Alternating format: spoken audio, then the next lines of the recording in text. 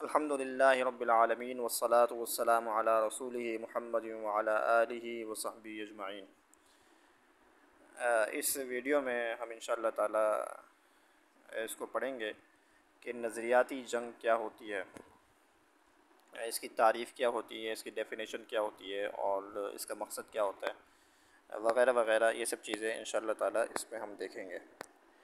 تو نظریاتی جنگ جسے انگلش میں آئیڈیولوجیکل وار کہا جاتا ہے، اس کے بارے میں ہم آگے پڑھتے ہیں۔ تو دنیا میں بیسیکلی دو طریقوں سے جنگیں لڑی جاتی رہی ہیں۔ ایک جنگ تو وہ ہوتی ہے، ایک وار وہ ہوتی ہے جس میں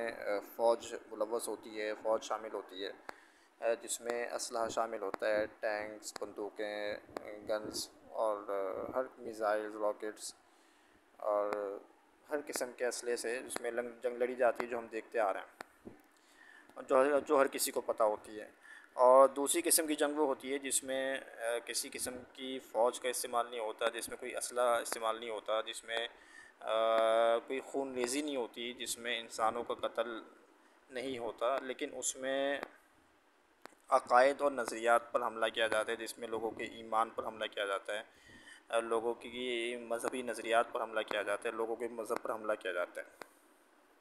اور لوگوں کے جو افکار ہوتے ہیں، لوگوں کے خیالات ہوتے ہیں، اس پر حملہ کیا جاتا ہے، شکوک و شبہات کو پیدا کیا جاتا ہے اور لوگوں کو مذہب سے دور کیا جاتا ہے۔ تو اگر ہم نظریاتی جنگ کی ڈیفینیشن دیکھنے جائیں تو اس کی ایک ڈیفینیشن یہ ہو سکتی ہے کہ یہ ایک ایسی جنگ ہے جس میں ہتھیاروں کو چھوڑ کر، جس میں بندوق وغیرہ دیگر اسلحے کو چھوڑ کر، جس میں دیگر وسائل دوسرے سورسز کے ذریعے سے جس میں جنگ لڑی جاتی ہے۔ اور اس کی ایک تعریف یہ بھی ہو سکتی ہے کہ مسلمانوں کے خلاف جنگ لڑنے کا ایک نیا انداز، جسے مسلسل شکستوں کے بعد، مسلسل ہار کھانے کے بعد جو ہے جسے ایک ترتیب دیا گیا۔ اچھا، جو غیر مسلم قومیں ہیں ان کا اس نظریاتی جنگ، اس آئیڈیولوجیکل وار سے ان کا مقصد یہ ہے کہ وہ مسلمانوں کے اندر جو اسلام کی جو روح ہے اس کو ختم کرتے ہیں۔ جیسے کہ ہم آج کل دیکھتے ہیں نا کہ بہت سارے لوگ ہمیں ایسے نظر آتے ہیں جو نام کے تو مسلمان ہیں لیکن اندر سے ان کی جو روح ہے وہ مر چکی ہے، اور ان کا نظریہ، ان کی سوچ، ان کی دوستی اور ان کی ان کے تمام تر مفادات، ان کے تمام تر اغراض جو ہیں وہ مغرب سے وابستہ ہو چکی ہیں، اور ان کے دل میں ذرہ برابر بھی جو ہے مسلمانوں کی محبت وغیرہ ہمیں نہیں ملتی۔ تو یہ اسی آئیڈیولوجیکل وار کا نتیجہ ہے، اس کا رزلٹ ہے جو ہم سامنے دیکھ رہے ہیں۔ اور چونکہ ایک بہت اہم موضوع ہے، لہٰذا اس کو پڑھنا بہت ضروری ہے، اس کو سمجھنا بہت ضروری ہے، اور اس سے ہمارا مقصد یہ ہے کہ ہمیں کم از کم اپنا دفاع کرنا ہے۔ اگر کوئی ہمارے نظریات پر حملہ کرتا ہے، کوئی ہمارے مذہب پر حملہ کرتا ہے، کوئی ہمارے ایمان پر حملہ کرتا ہے، تو ہمیں اس کا جواب دینا آتا ہو۔ سب سے پہلے تو ہم اپنا خود دفاع کر سکیں، اپنے جاننے والوں کا دفاع کر سکیں، اپنے گھر والوں کا، اپنے خاندان والوں کا، اپنے معاشرے والوں کا، اپنی سوسائٹی کا، اپنی قوم کا، اپنے ملک والوں کا دفاع کر سکیں اور تمام مسلمانوں کو دفاع کر سکیں۔ اور دوسرے اسٹیپ پر اس کو پڑھنے کا مقصد یہ ہے، اس کو سمجھنے کا مقصد یہ ہے کہ ہم جو ہمارے دشمن ہیں ان کے خلاف جوابی کارروائی بھی کر سکیں۔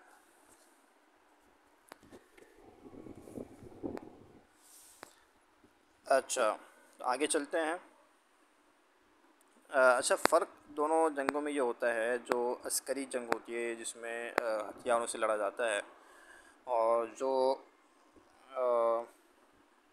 نظریاتی جنگ ہوتی ہے، آئیڈیولوجیکل وار ہوتی ہے، ان دونوں میں فرق یہ ہے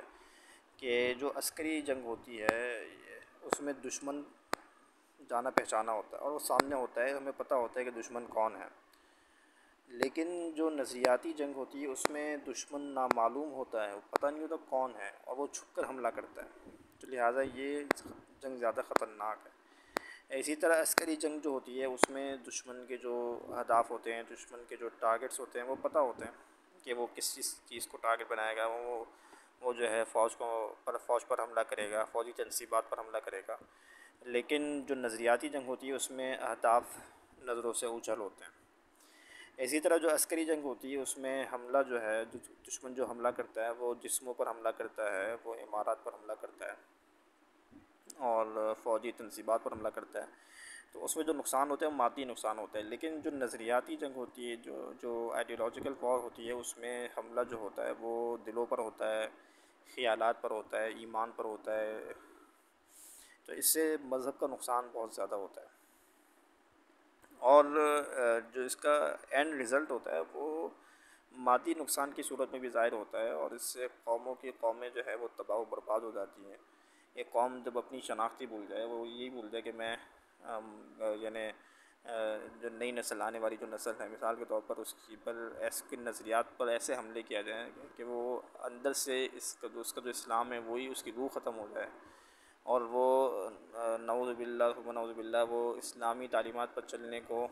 چلنے میں ایک شرم محسوس کرے. تو ظاہر سی بات ہے کہ اس سے مطلب یہ ہوا کہ یہ اسی نظریاتی جنگ کا رزلٹ ہوتا ہے کہ جو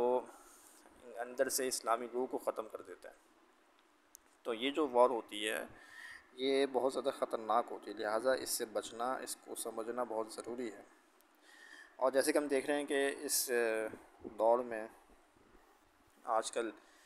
دنیا کی جتنی عالمی طاقتیں ہیں وہ تمام تر وسائل کے ساتھ مسلمانوں پر عسکری اور نظریاتی دونوں میدانوں میں حملہ آور ہیں. تو لہٰذا مسلمانوں کو اس علم کی اتنی ضرورت ہے جتنی اپنی حفاظت کے لیے ہتھیاروں کی اور فوج کی.